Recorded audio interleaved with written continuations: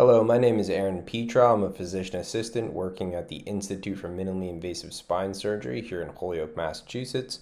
I work alongside our medical director, Dr. Pennings, and physician assistant Michael Bennett. Today we're going to be going over the minimally invasive oblique lumbar interbody fusion. So some common indications for surgery. On the left-hand side here, we see a degenerative scoliosis that has gotten quite severe to the point where she's starting to have what's called a lateral visthesis, where the bone is actually starting to move off to the side. And on the right-hand side, we have a classic spondylolisthesis at L4-5, where the bone is actually starting to slip out of place. And if you look at this line that's drawn on the back of the spine, you can see how the line doesn't track for the normal curvature of the spine. There's also a degree of disc degeneration seen here, which is another indication for an oblique lumbar interbody fusion. Some potential benefits of surgery. So resolution of severe low back pain. Many times patients who have degenerative scoliosis, disc degeneration, or spondylolisthesis suffer from a fair degree of back pain. They may also have shooting pains into their legs as a result of the nerves, the exiting nerves on the side of the spine, being compressed by that degeneration. Patients may get resolution of numbness and tingling in the legs.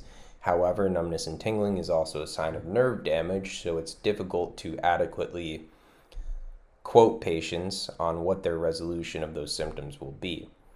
Improved gait is very common, so the ability to walk better, and improved strength, the ability to hold yourself upright and engage the legs better.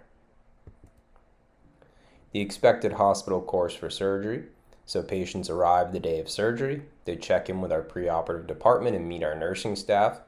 They see Dr. Pennings before surgery and they sign their surgical consent form, ask any questions they may have. They meet the anesthesia team who are going to make sure that they're safe to go under for general anesthesia. And after the surgery, they wake up in our post-anesthesia care unit for recovery. After they're oriented and feeling better, they're admitted to the medical surgical floor, usually for a one-day observation period where we will come and see you in the hospital and check on you. The surgical procedure itself. So after intubation, we position you on your side. We sterilize the surgical site with iodine. We take a timeout to confirm all patient information is correct and the proposed procedure is reviewed. For the surgical approach, Dr. Pennings then enters the retroperitoneal space through a small little incision made on the oblique side of your body.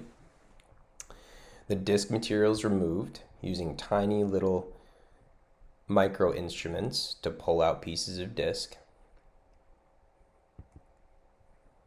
After the disc material is removed, the titanium interbody spacer is placed between the vertebral bodies.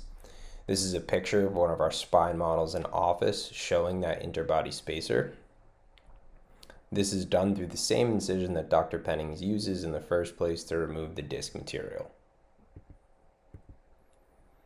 After that interbody spacer is placed, you're repositioned flat on your stomach to expose the back.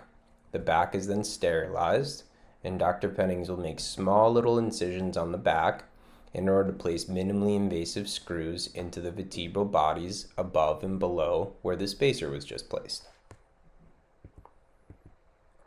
After the screws are placed, a small rod will be placed in the heads of the screws to hold the screws together in place, almost like scaffolding on a building.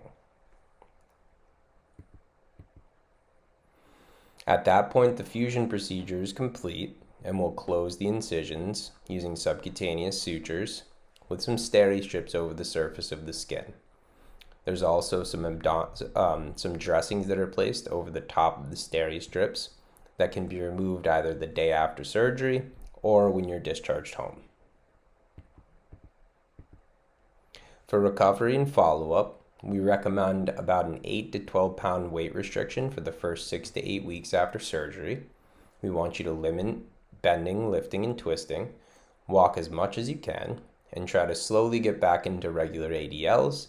So things like maybe cooking yourself breakfast or folding some blankets in the living room. But we don't want you going right back to doing things like carrying a heavy laundry basket. Utilize over-the-counter medications first line like Tylenol or ibuprofen for pain, and then we'll also provide you with narcotic pain medications for breakthrough pain. You'll then follow up in clinic with us in about 2 to 3 weeks so we can check, make sure the incisions look good, and make sure that you're feeling okay. So that is our review of the oblique lumbar interbody fusion and the expected patient hospital course, including follow-up. Please feel free to reach out to our office with any questions that you may have. Thank you so much.